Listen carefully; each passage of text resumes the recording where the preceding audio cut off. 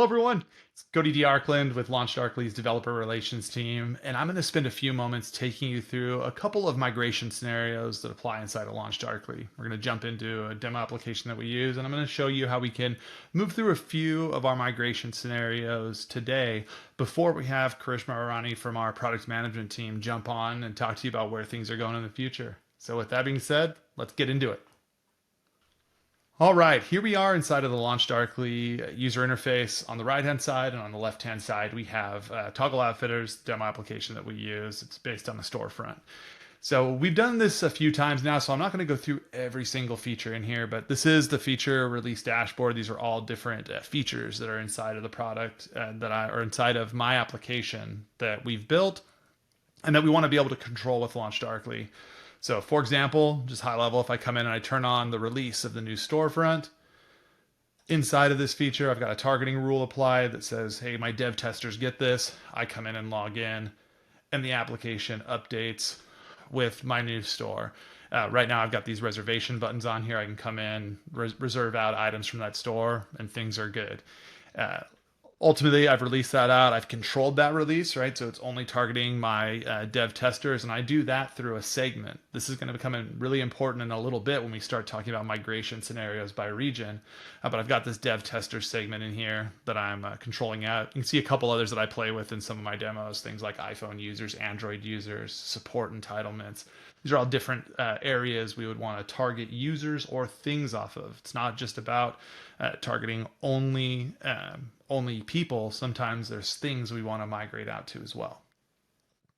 I'm going to pop back out to the feature flag menu, and we're going to jump in and start playing with things. So I'm going to go ahead and I'm going to roll out our new billing UI.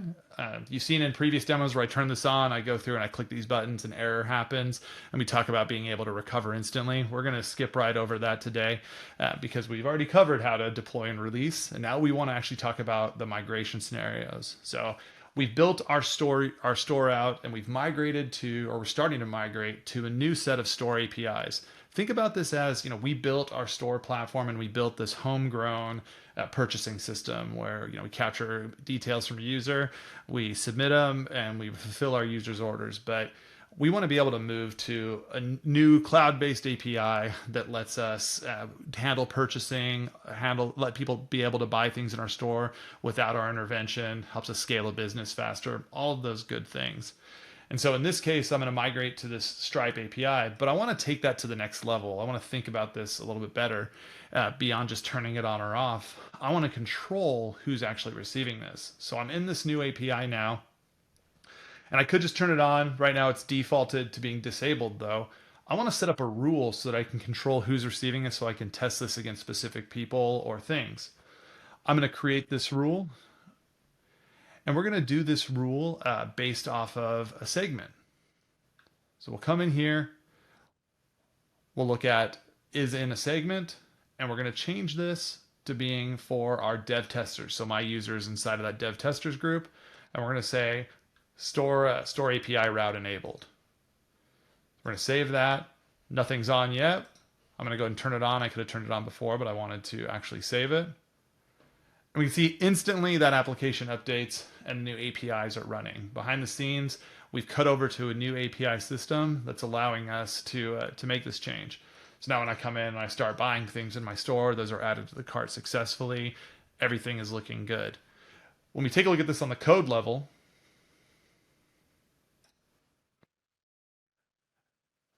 we can see this inside of this portion of the code. I'm not going to go through and break all this down. I just wanted to be able to show real quick.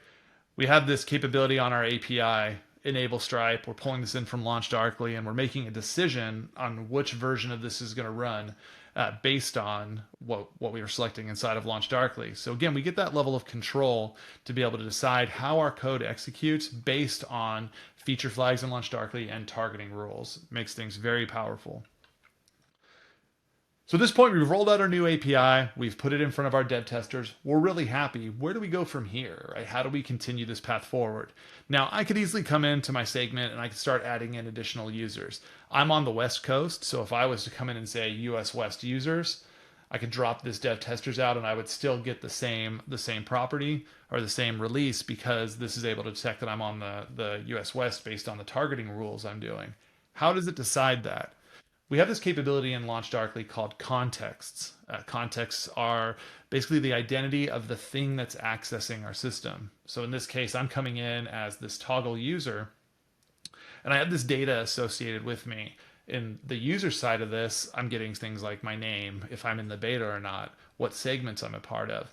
But if I come in and look at the instance, I can see all of the targeting capabilities that I have attached to this. And this is fully customizable. So I can adjust this as I see fit.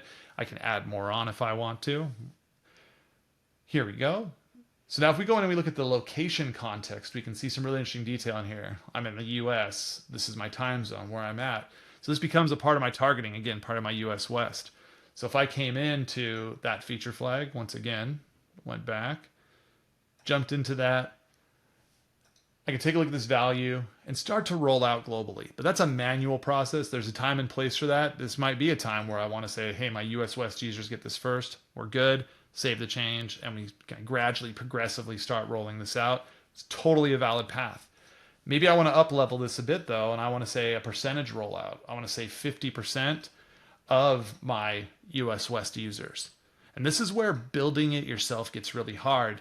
This level of granularity around controlling these rollouts is where the challenges really kick in, because it becomes really hard to start to break these groups up in percentage. And you think about the ways people solve this today by deploying out an entirely new application, splitting traffic between the two. It's a complex problem.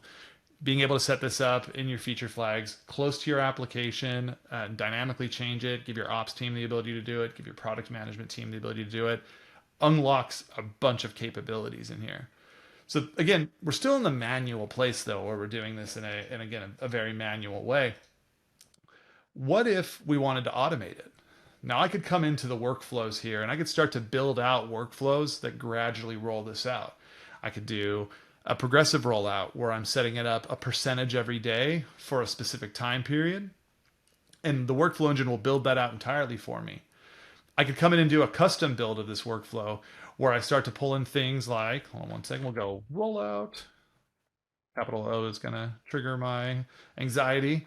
But I could come in here and I could start to build out what my perfect release process looks like, the teams that need to approve it, the percentages, the targeting that's going to change.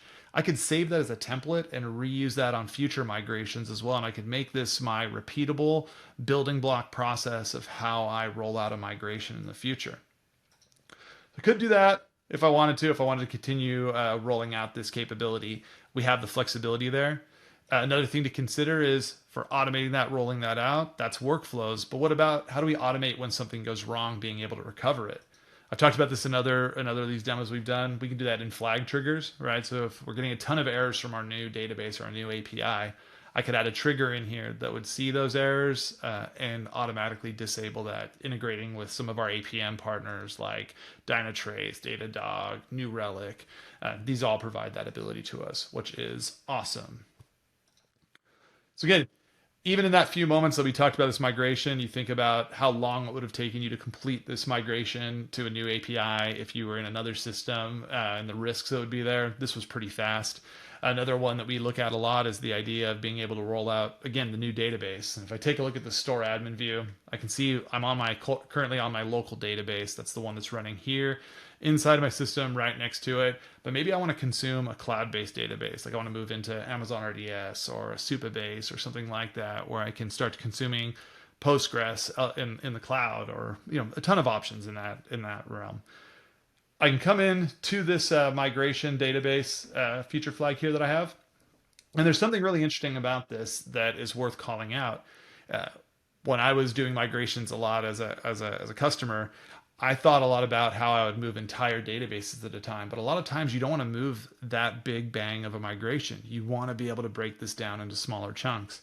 And so we can move table by table if we want to. And in this case, I'm moving just the inventory table over. Again, I have no rules in place. I could come in, change this to a segment the same way I did with the API, control this in the same or a different way. I could come in and say, only my West Coast users are going to receive the new database, just like I was talking about with the API.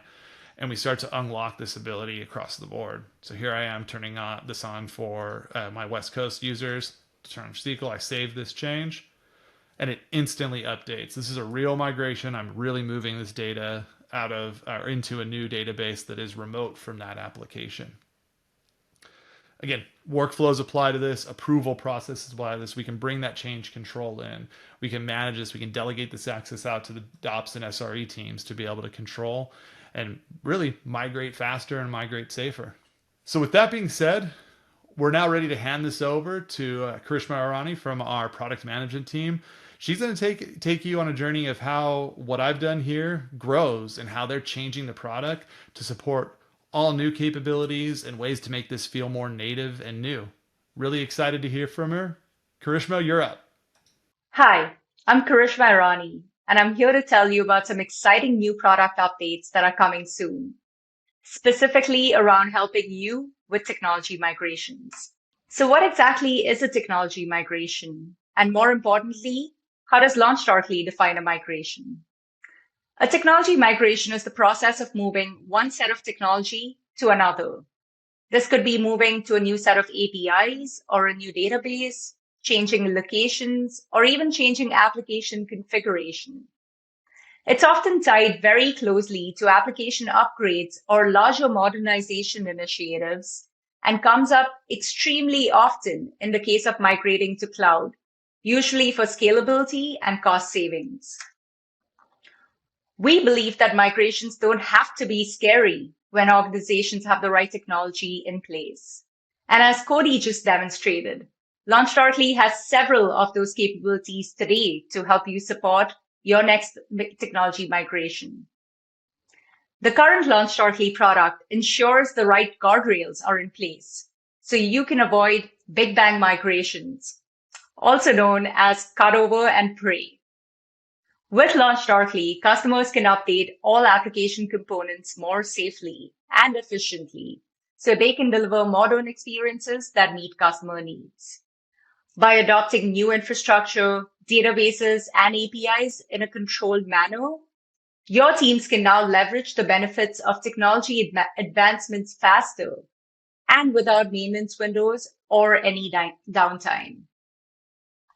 By monitoring and validating performance across each step of the modernization journey, teams can resolve errors instantaneously and ensure quality customer experiences. So let's talk about what we have coming up soon. And I'm going to do this with the example of payroll, a hypothetical customer who's a SaaS provider of employee payroll management software. Due to anticipated growth and performance goals, Payroll has identified a need to migrate databases from MySQL to Postgres. Amanda, who's the VP of Engineering at Payroll, needs to ensure this work does not block any planned releases and directs the team to use LaunchDarkly to safely manage this migration. Sam, who's leading this migration, plans a table-by-table approach.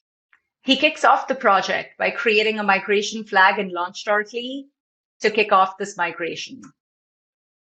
After creating the flag, Sam sees a summary of the entire migration in LaunchDarkly.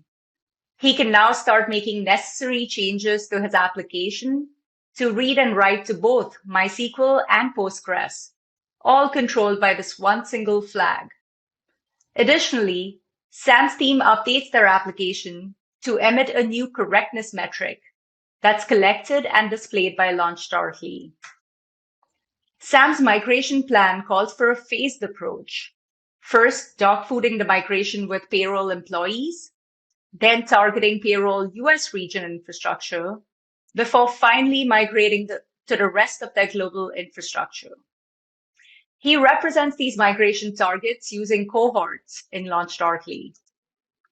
As the first step, Slam slowly ramps internal user traffic to read and write to both data stores. All other traffic remains safe, accessing only MySQL. LaunchDarkly offers an important confidence-building capability for migrations in the form of correctness checks to ensure data integrity during the migration. This native SDK verification function that applications can use to compare data read from both data stores helps them feel more confident during every phase of the migration. This comparison is reported back to LaunchDarkly And as the correctness falls below a threshold, Sam's team is notified. After the team troubleshoots and fixes the encountered correctness issue, Sam resumes the migration, first dogfooding the fix with internal users.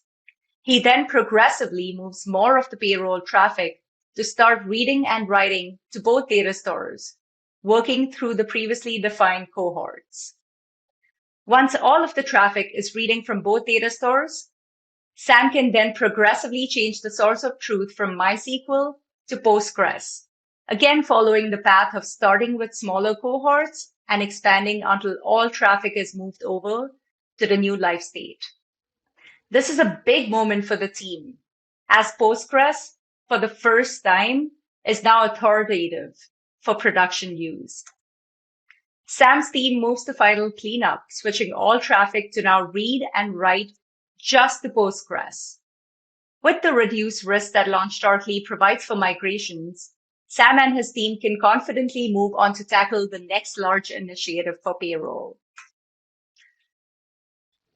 Amanda shares this important milestone at the next company meeting, along with insights about the role that LaunchDarkly played in making this high visibility migration both seamless and safe for the payroll team.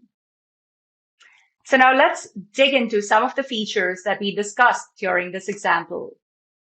The first is LaunchDarkly providing you with out-of-the-box templatized flags to support different kinds of migration initiatives.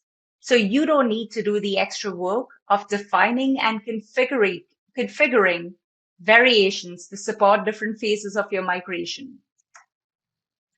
LaunchDarkly also allows you to carve out and hold back your high-risk user cohorts and progressively migrate the remainder of your user base to the new system to avoid negative risk of downtime and data loss.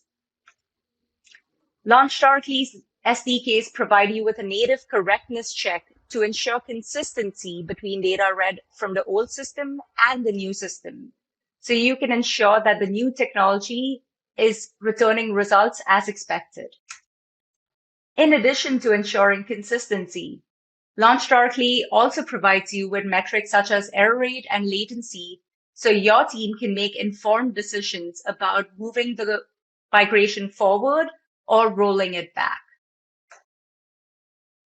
So if you're interested in anything that we discussed today and you're excited about this new product offering, sign up to be a design partner with LaunchDarkly. Our team would love to hear from you and partner with you as we develop this new solution. Email us at product@launchdarkly.com. Thanks for watching. Wow, Karishma, that was super interesting. I'm really excited to hear all the different ways that the product's changing to support these use cases. We've gotten some really interesting questions around this space. I know I'm really interested in the migration use case myself, so I'd love to jump in with you on a few of these and see how I can get your feedback from the product side and how we're actually building this and answer some of that if that's cool with you. Let's do it. All right. So, migration's definitely one of the more interesting use cases for LaunchDarkly. On the product side, when you're talking to customers about what's being built, what have been some of the more interesting things you've learned along the way and lessons from customers and so on? Yeah, so my team and I have interviewed over 20 customers in the last couple of weeks to learn about their experience with prior migrations and better understand what their pain points were. The one consistent thing that stood out across all of these calls is that migrations are usually long and painful. We too experienced this firsthand at LaunchDarkly when we recently migrated databases. From speaking with one of our largest customers in healthcare, we learned that at any given time, they have 2 or 3 simultaneous migrations ongoing across multiple teams. This seems to be the state of things across most of our customers, which is understandable given the increasing need for customers to migrate to the cloud or move from a monolith to microservices and constantly update service versions and basically just do whatever it takes to stay ahead of the competition and make sure that they're delivering good customer experiences. Another challenge that we learned customers face was the lack of clarity on the metrics that they should be measuring to help them determine whether the rollout was successful or not. A lot of it seemed to be reactive and in some cases required a rollback, which unfortunately, with one or two customers, led to some data loss. Um, but the most prominent thing that we learned so far was the need for a tool like LaunchDarkly that can prevent engineering teams from doing migrations as one large Big Bang effort. Yeah, so that's what we learned. That makes a ton of sense. One thing that stood out in there was you mentioned the customer that has two or three going on at any given time. And I think what's interesting Yeah, about migration is that once somebody does it this way, or once somebody moves to these like newer technologies, it's only a matter of time before they do it again. A lot of this is setting them up to be able to continue to migrate, continue yeah. to move, adopt new technologies, innovate quicker. And I think people forget about that sometimes when we talk about migrations. Like the first one is just that. It's just the first one. It's a moment in time, but you're setting yourself up for a lot of this in the future to be able to continue to innovate. And I think that's really cool. Yeah, one of our customers actually said that he helped his team adopt a new tool, and now he's known as the person responsible for constantly upgrading to newer versions of that tool. So yeah, It's a good reputation to have. I yeah. like that one. So, a few moments ago before your presentation, Hmm. everyone saw me run through a demo around some of like the basic ways of migration, really meant to just expose people to the current state of things, how things are working. And you showed a lot Hmm. of really interesting stuff that's coming. What do you think in your opinion, and what you've seen, the real value of using LaunchDarkly in this way is? Like, what's your take on that? Yeah. So as everything we've built at LaunchDarkly, we go ahead and we validate this with customers and ensure that there's a need for us to address. Honestly, as head of product here, I'm not in the business of building shelfware. And so everything I build is hopefully addressing a customer need. So we went and talked to our customers and asked them how they tackled migrations and how LaunchDarkly would fit into that cycle. So basically, over the last 8 years, LaunchDarkly has made software releases safer for our customers by decoupling deploys from releases. This has helped unlock the ability for customers to do things like canary rollouts and ring deploys to de-risk new feature launches. Now, take that concept and apply it to a modernization initiative, like let's say upgrading to a new billing system. Typically, during a risky migration like that, you'd want to plan out gradual phases and also break out your customer base into high risk users and low risk segments to ensure that your largest customers aren't negatively impacted in case something goes wrong. So enter LaunchDarkly. LaunchDarkly helps by allowing you to define variations that map to the phases of your migration. So you can manage the entire life cycle of your migration in a single place. Next, it provides you with a cohort focused view. So you can gradually migrate over sets of customers based on their risk portfolio. Throughout the migration, LaunchDarkly displays important metrics such as latency, error rate, and most importantly, the correctness check. So you can make an informed decision about moving forward or staying put with the current phase of the migration. And finally, but most importantly, LaunchDarkly gives you the ability to roll back or even just turn off the entire migration in real time without needing a redeploy in case something unexpected happens. I think that makes a ton of sense. And going back to the start of what you said there around like the breaking apart deploy from release, we think about that so much and like how we bring a new application on and we put it in front of people and it's released and it's available. And we talk a lot about how we give you control over that release. But Mhm. at the end of the day, like a new database or a new API or whatever you're rolling out, that's a new release for Yeah, someone inside of the group. I mean, customer, it's a release for them too, but customers don't always see the database and customers only see the API. But those are applications for someone internal. That's a for feature for sure. someone internal. And I think it's interesting when we start thinking about the idea of a migration being a feature to someone. This is just another version of software that's being released and being consumed in a different way. Right. And the fact that we map to that in such a interesting way, I think is something that makes our customers able to move a lot faster, but not have to worry about the fear of what goes wrong when it does, or when they move that fast rather. Exactly. So I mentioned the database thing down. I kind of hinted at the API thing, but more so like database migrations get a lot of attention, probably because of Mhm. how painful they are. We've all seen what happens when database goes down and data is gone, and it's a rough moment for Yeah. everybody. What other migration scenarios are you all thinking about specifically? You had a little bit in your presentation, but I'd love for you to kind of crack that open a little bit. What, from a vision of the product side of things, like what scenarios are you really thinking about as you build this stuff out? Yeah. And so the example that I walked through also touched upon a database migration. And I think it's relevant because most of us have migrated to a new database provider at some point, and it seems to be one of the more common migrations we hear about. But it's definitely not the only one that we intend to support. So when you think about really what a migration is, it's basically just the ability to do a phase transition from an old version of something to a new version while measuring the relevant metrics at every phase. So you can know whether you should move forward, stay put, or roll back and just abort the entire migration.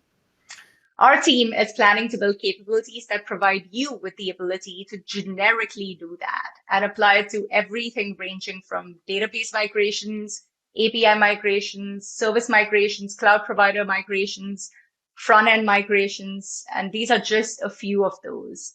So yeah, Yeah, it's again, I feel like I'm falling into a bad pattern of like commenting on every question you ask, but I have to because it's super interesting. But uh, one of the people I work with, Jonathan Nolan, talks about how you'd be crazy not to use LaunchDarkly as part of your migrations for kind of all the reasons you talked about there, and like the yeah, amount of control. And I think people, again, going back to what I said before, people forget that these are features too. Rolling this stuff out as features too, and like that control is just so valuable, yeah, especially in a migration scenario.